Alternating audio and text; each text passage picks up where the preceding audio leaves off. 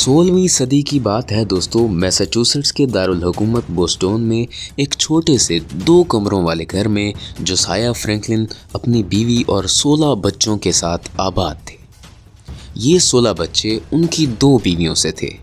उनकी पहली बीवी एनी चाइल्ड अपने 7वें बच्चे की पैदाइश के फ़ौरन बाद जोसाया को हमेशा हमेशा के लिए अलविदा कह गई। उसके बाद जोसाया ने 1699 में अबाया फुलगर नामी एक दूसरी खातून से शादी कर ली। जोसाया एक चांडलर का काम करते थे। दोस्तों, एक चांडलर मोमबत्ती और दीगर ग्रोसरी का सामान बनाते हैं। वो हर हफ्ते की रात अपने घर में दावत रखते थे और अपने आसपास के तमाम ज़हीन तरीन लोगों को उस पर मदऊ करते थे। दावत ख़त्म होने के बाद वो छोटे मोटे सियासी मसाइल पर और जहानत आमेज़ टॉपिक्स पर बातचीत करते थे। वो इसलिए दोस्तों ताकि फ्रैंकलिन अपने बच्चों की ज़हनी नशोनुमा को बेहतर कर सके।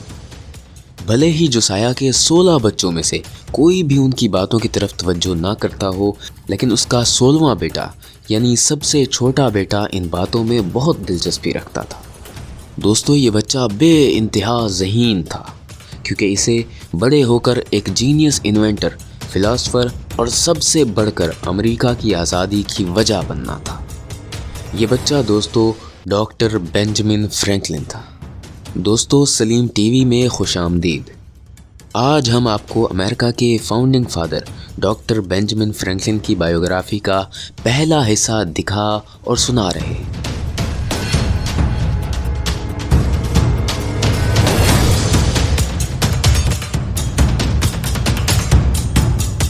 बेंजामिन फ्रैंकलिन 1706 में बोस्टन में पैदा हुआ था। ये जोसाया फ्रैंकलिन का आखिरी बेटा था। जोसाया ने इसे 8 साल की उम्र में बोस्टन लैटिन स्कूल भेजा ताकि वो अपनी तालीम मुकम्मल करके पादरी बन सके। दोस्तों, बेंजामिन क्योंकि एक ज़हीन लड़का था, इसलिए वो अपनी तालीम में तेज़ी से तरक्की करते हुए बाकी सारे स्टूडेंट्स को पीछे छोड़ गया। लेकिन 1 साल बाद ही जोसाया फ्रैंकलिन ने उसे बोस्टन लैटिन स्कूल से निकाल लिया। वो इसलिए दोस्तों क्योंकि जोसाया बेंजामिन की सलाहियत को जान चुका था। उसे महसूस हुआ कि बेंजामिन के लिए पादरी बनना बिल्कुल भी मौजू नहीं है, इसे कुछ और ही होना चाहिए। इसलिए उसने जोसाया को रियाजी सीखने 1 साल के लिए जॉर्ज ब्राउनल के पास भेज दिया। जॉर्ज ब्राउनल एक छोटी सी एकेडमी चलाते थे। दोस्तों, बेंजामिन ने रियाजी में भी खूब महारत हासिल की। 1 साल बाद दोस्तों जब वो 10 साल का हो चुका था तो जोसाया ने उसे चांडलर के काम पर लगा दिया ताकि वो कुछ कमा कर उसका हाथ बटा सके। लेकिन बेंजामिन ज़रा अलग सोच का मालिक था। उसे जानवरों की उबलती हुई बदबूदार चर्बी के ऊपर काम करना अच्छा नहीं लगता था। इसलिए उसने अपने बाप से कहा कि वो ये काम छोड़कर समंदर की तरफ कोई और काम करना चाहता है। लेकिन जोसाया ने साफ साफ मना कर दिया, ये कहकर कि जोसाया खुद ही उसके लिए कोई काम ढूंढ लेगा। सो जोसाया उसे शहर के कारीगरों के पास एक दौरे पर ले गया।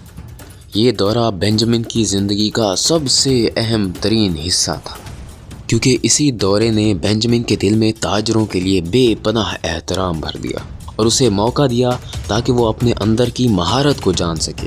वो महारत दोस्तों जो उसे आने वाले वक्त में एक साइंसदान के तौर पर इस्तेमाल करना थी।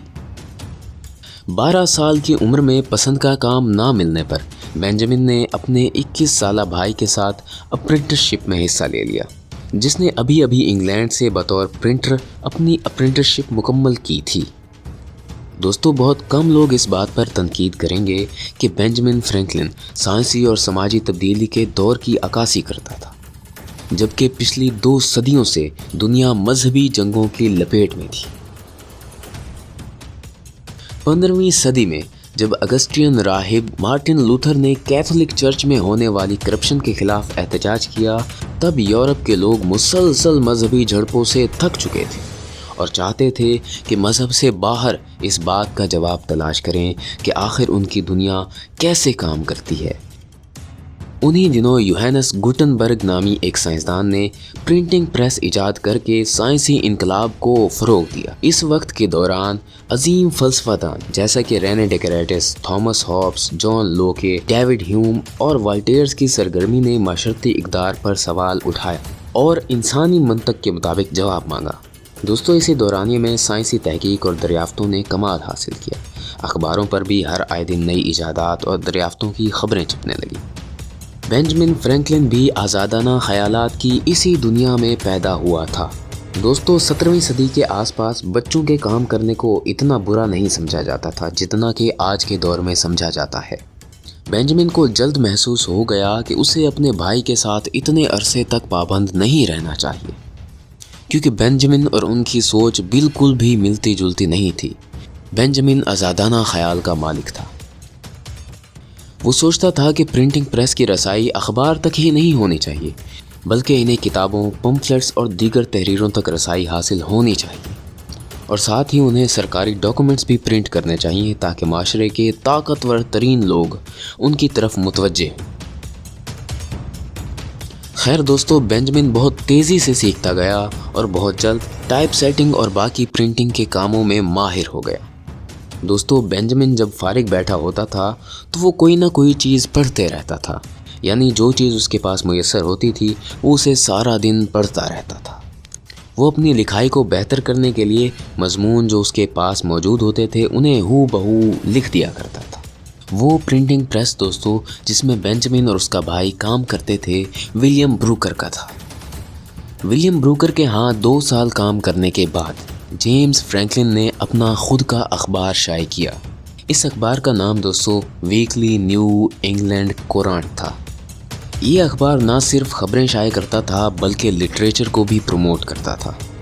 یہ اخبار کافی حد تک خود مختار تھا اور یہی وجہ تھی کہ اس اخبار نے بہت جلد شہرت حاصل کر لی۔ ایک بار بینجامن نیو یارک میں موجود واحد پرنٹر سے ملا جس نے جیمز فرینکلن کی حمایت میں ایڈیٹوریلز لکھے تھے۔ بینجامن اس کے پاس نوکری کے لیے آیا تھا۔ اس کے پاس بینجامن کو دینے کے لیے کوئی نوکری تو نہیں تھی، لیکن اس نے بینجامن کو مشورہ دیا کہ وہ اس کے بیٹے اینڈریو بریڈفورڈ کے پاس جائے اور اس سے نوکری طلب کرے۔ دوستو اس کا بیٹا فیلاڈیلفیا میں رہتا تھا۔ بینجامن کو وقت ضائع کرنا بالکل بھی پسند نہیں تھا، سو وہ جلد سے جلد فیلاڈیلفیا پہنچ گیا اور اینڈریو سے ملا۔ یہاں اینڈریو کے پاس بھی اس کے لیے کوئی نوکری نہیں تھی، لیکن اس نے بینجامن کو مزید بتایا کہ وہ کسی اور پرنٹر کے پاس جائے اور بات کرے، شاید اسے کوئی نوکری مل جائے۔ اس نے اسے بتایا کہ سومیل کیمر نامی ایک شخص نے ابھی دکان کھولی ہے، شاید وہ اسے رکھ لے۔ بینجامن نے ایسا ہی کیا اور اسے نوکری بھی مل گئی۔ بینجامن نے وہاں کئی سارے دوست بنائے اور وہ وہاں خوش بھی تھا۔ ساتھ میں بینجامن کی ذہانت نے اہم خریداروں پر کافی گہرا اثر ڈالا۔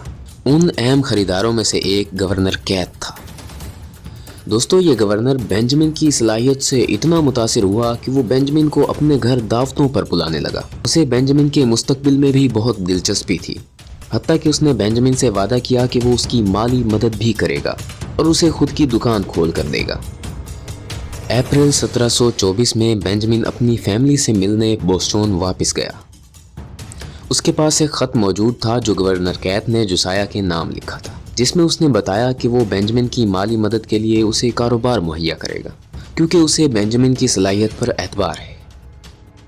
لیکن جوسایہ نے اسے جواب میں کہا کہ وہ جو کرتا ہے کرے، لیکن جوسایہ اپنی طرف سے کوئی مالی مدد نہیں کرے گا۔ خیر دوستو اسی دورے کے دوران بینجامن کی ملاقات کاٹن میتھر سے ہوئی۔ کاٹن میتھر دوستو ایک طرح کا مذہبی بابا تھا۔ اسے فیلاڈیلفیا میں بینجامن کی حالیہ کامیابی کے بارے میں پتہ چلا تھا اور بوسٹون کے ارد گرد بھی اس کی بہادری کے بارے میں سنتا رہا تھا، سو اس نے اپنی بڑی لائبریری کا جائزہ لینے کے لیے بینجامن کو بلوایا۔ دوستو کہا جاتا ہے کہ اسی جائزے کے دوران وہ ایک تنگ ہال میں سے گزرے۔ میتھر اچانک چیخا، جھکو جھکو۔ دوستو میتھر کی یہ بات بینجامن کے ذرا بھی پلے نہیں پڑی اور اچانک بینجامن کا سر لکڑی کے ایک پھٹے سے ٹکرا گیا۔ جب بینجامن نے درد کی وجہ سے اپنے سر کو رگڑا تو میتھر نے کہا اسے اپنے لیے ایک سبق سمجھو کہ اپنا سر کبھی اتنا اونچا مت رکھنا۔ جھکو نوجوان لڑکے جھکو، جب تم اس دنیا سے گزرو گے تو تمہیں بہت سی سخت گانٹھوں کی کمی محسوس ہوگی۔ بہرحال دوستو بینجامن جلد ہی وہ سیکھ گیا جو میتھر اسے سکھانا چاہتا تھا۔ بینجامن جب واپس فیلاڈیلفیا آیا تو گورنر کیتھ سے ملا، یہ جانتے ہوئے کہ جوسایہ نے اسے پرنٹنگ کی دکان کھولنے کے لیے پیسے دینے سے منع کر دیا ہے۔ اس پر گورنر نے اسے یقین دلایا کہ وہ یہ کام اکیلے ہی کر لے گا۔ لیکن اس کے لیے دوستو بینجامن کو سامان لینے لندن جانا پڑے گا۔ اس نے یہ وعدہ بھی کیا کہ وہ اسے ضروری ساز و سامان کی لسٹ کے ساتھ کریڈٹ لیٹر بھی دے گا۔ بینجامن مطمئن تھا کہ سب بہتر ہوگا۔ اب وہ وقت شروع ہونا تھا جو بینجامن کو جینیس سائنسدان، عظیم فلسفی اور امریکہ کی آزادی کی چابی بنانے والا تھا۔ یہ سب بھی آپ کو بتائیں گے، لیکن بینجامن فرینکلن کی بائیوگرافی کے دوسرے حصے میں۔ اگر آپ کو آج کی یہ ویڈیو پسند آئی ہو تو ویڈیو کو لائک اور چینل کو سبسکرائب ضرور کیجیے گا۔